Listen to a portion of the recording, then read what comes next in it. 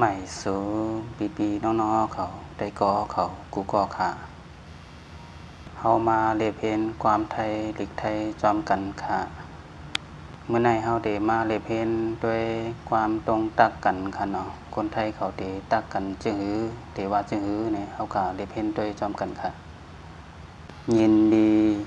ที่ได้รู้จักครับยินดีที่ได้รู้จักครับยินโจมดีไรหูจักค่ะยินโจมดีไรหูจักค่ะ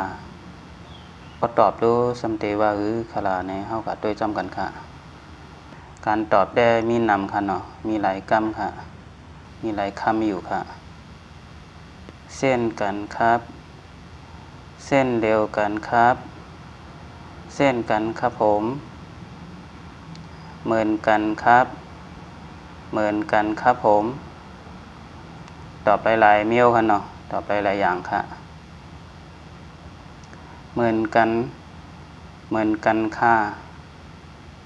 ขอตอบมันได้นำค่ะเนาะมีหลายกรรมค่ะตอบข้อไรก็ไรค่ะเฮาก็โดยจอมกันแทงค่ะวันนี้ทำงานเหนื่อยไหมวันนี้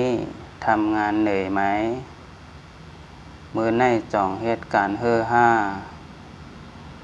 มื้อในจ่องเฮ็ดการเฮ้อค่าห้านี่พอตอบขึ้นคารุสันติว่าคือคลาเนี่ยเฮาด้วยจำกันแทงค่ะเหนื่อยครับเหนื่อยครับผมเฮ้ออเฮ้อคาอปออ่ำในคารุสันติว่าคือคลาเนี่ยไม่เหนื่อยครับไม่เหนื่อยครับผมอำเภอคาอำเภอนายค่อยค่ะเนาะมีหยาบสังกะพี่น้องเขา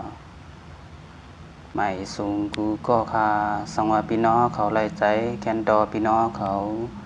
กดไลค์กดแชร์กดติดตามปันพองคาใหม่สูงคา